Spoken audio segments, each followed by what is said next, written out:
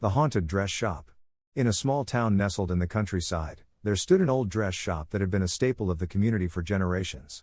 The store, known as Elysian Vintage, was renowned for its exquisite collection of vintage clothing and elegant dresses from bygone eras. However, beneath its charming facade, an air of mystery and unease lingered. Rumors began to circulate about strange occurrences within the shop. Employees, past and present, whispered about their eerie encounters. Late at night, when the shop was empty, whispers could be heard echoing through the dimly lit aisles. Some employees claimed to have seen shadowy figures flitting in the corners of their vision, disappearing as quickly as they appeared. One fateful evening, a young woman named Emily, who had recently been hired at Elysian Vintage, found herself closing up the shop alone. As she diligently tidied up the last remnants of the day's business, she couldn't shake off the unsettling feeling that she was being watched. The creaking floorboards and flickering lights only intensified her unease. Just as Emily was about to lock up and leave, a soft voice seemed to call her name. Startled, she spun around, but the shop was empty. She hesitantly brushed it off as her imagination playing tricks on her fatigued mind.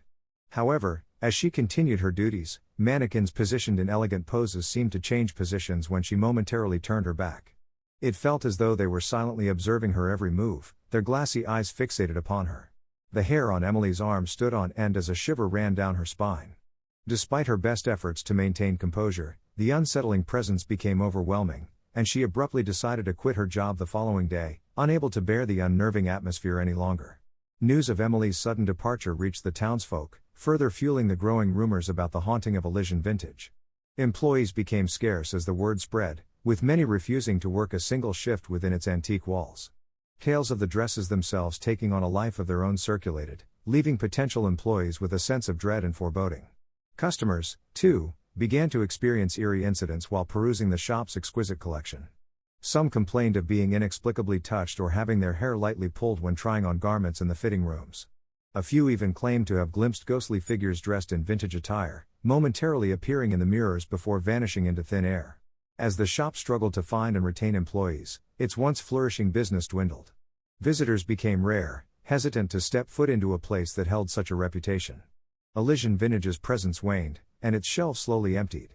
The shop's enigmatic owner, a quiet and reclusive individual, was unable to uncover the source of the haunting or dispel the eerie atmosphere that permeated every nook and cranny. Inevitably, the day came when Elysian Vintage closed its doors for the final time. The old dress shop, with its faded charm and lingering mysteries, became nothing more than a relic of the town's past. Yet, even as the building lay vacant and abandoned, whispers of its ghostly inhabitants persisted, reminding the townsfolk of the haunted tales that would forever be associated with Elysian Vintage. The Cursed Antique Store. In the heart of a bustling city, tucked away amidst the maze of streets, stood an unassuming antique store known simply as the Reliquary. Its shelves were adorned with a captivating assortment of rare and peculiar artifacts from around the world. Each item had a story to tell, but little did the owner, Mr. Winston, know that some of these items carried a dark and malevolent energy. One particular artifact, an ancient tribal mask of unknown origin, seemed to draw the attention of many customers. Its intricate carvings and mysterious aura made it an irresistible curiosity. Those who purchased the mask, however, soon discovered that they had unwittingly invited misfortune into their lives. Within days of bringing the mask home, customers reported an overwhelming sense of unease. Shadows danced in the periphery of their vision, and an inexplicable chill permeated their homes. As they slept, nightmares plagued their dreams, vivid and harrowing. They would wake up in cold sweats, unable to shake the feeling of being watched. Stranger still, many claimed that the mask itself seemed to possess a life of its own.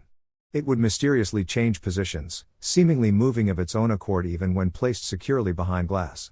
Some even swore they heard a faint, haunting laughter emanating from the mask in the dead of night, a chilling sound that echoed through their homes. In an effort to rid themselves of the cursed artifact, customers returned to the Reliquary, desperate for a solution. They recounted their experiences to Mr. Winston, their voices filled with fear and trepidation. The store owner, well aware of the strange occurrences, listened intently, his brow furrowed with concern. Realizing the gravity of the situation, Mr. Winston decided to take action. He locked the mask away in a secure cabinet, hoping to contain its malevolent influence. However, even behind the reinforced glass, the mask seemed to emit an unsettling aura, as if its dark energy seeped through the barriers. As the stories of the cursed artifact began to spread, the Reliquary's once thriving reputation took a devastating blow. Potential customers were apprehensive, their curiosity overshadowed by the haunting tales associated with the store. Despite Mr. Winston's sincere efforts to investigate the origins and nature of the mask, its secrets remained elusive, buried in the annals of history. Ultimately, the reliquary was forced to close its doors. The once enchanting store became a mere relic, a faded memory of the past. The artifacts that had once held allure and wonder were packed away, their stories silenced. The city moved on, but the cursed mask and the enigma surrounding it would forever haunt the memories of those who had crossed its path. To this day, whispers of the reliquary's cursed artifact linger, recounted as cautionary tales in hushed voices. It serves as a reminder that even within the allure of antiquity lies a realm of darkness and malevolence, waiting to ensnare the unsuspecting souls who dare to unlock its secrets. The Possessed Toy Store. Nestled in a cozy suburban neighborhood, there existed a vibrant and beloved toy store called Enchanted Playland. The store's shelves overflowed with colorful toys, stuffed animals, and games, drawing in families and children alike. However, unbeknownst to the cheerful visitors, some of the toys housed a dark secret. As the days turned to nights, peculiar events began to unfold within the confines of Enchanted Playland. Employees, dedicated to creating a magical experience for their young patrons, soon realized that not everything was as innocent as it seemed. Toys would inexplicably activate, their lights and sounds echoing through the store long after closing time. Dolls, once docile, whispered and giggled, their tiny voices resonating in the air, as if carrying a hidden message. The phenomenon grew more unsettling with each passing day. Stuffed animals would shift on their own, moving slightly from their original positions. Customers reported feeling an eerie presence while perusing the aisles, as if invisible eyes were watching their every move. Parents would shudder as they walked past rows of dolls, their glassy eyes seemingly following their path. One fateful day, a young mother named Sarah purchased a talking teddy bear for her daughter, Emma. Excitement filled the air as Emma eagerly clutched her newfound companion. That night, as the household descended into a peaceful slumber, Sarah was abruptly awakened by the sound of the bear's voice echoing through the darkness. It was no longer the cheerful, melodic voice they had heard in the store. Instead, a sinister tone seemed to emanate from the bear's mechanical mouth. Alarmed and trembling, Sarah rushed into Emma's room to find her daughter wide-eyed, clutching the bear tightly. The teddy bear's voice had transformed into an unnerving whisper, uttering words that sent chills down their spines. In that moment, Sarah's maternal instincts took hold, and she snatched the bear away, determined to uncover the source of its malevolent presence. Filled with a mix of fear and curiosity, Sarah returned to Enchanted Playland the next day, determined to confront the store's manager about the haunted toys. She explained the unnerving events that had unfolded in her home, desperately seeking answers.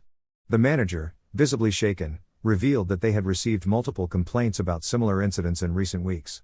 It seemed that the toys themselves had become conduits for an unknown and otherworldly energy. In an attempt to investigate and rectify the situation, the store manager enlisted the help of paranormal experts. Together, they delved into the history of Enchanted Playland, uncovering tales of a tragic fire that had consumed the building many years ago. It was said that the spirits of children who had perished in the blaze lingered within the charred remnants, their presence intertwined with the toys they once cherished. Despite their efforts, the true nature of the haunting remained elusive. The store manager, faced with the dwindling trust of customers and the mounting fear surrounding the toys, made the difficult decision to close Enchanted Playland's doors indefinitely. The store, once a beacon of joy and laughter, now stood as a silent testament to the inexplicable and chilling forces that had taken hold within its walls. As time passed, the memories of Enchanted Playland began to fade. Yet, the haunting tales of possessed toys persisted, whispered among locals as a cautionary reminder of the uncanny and the supernatural. Enchanted Playland's closure marked the end of an era, but the presence of the toys and the spirits that inhabited them would forever be etched into the collective memory of those who had encountered the haunted playland.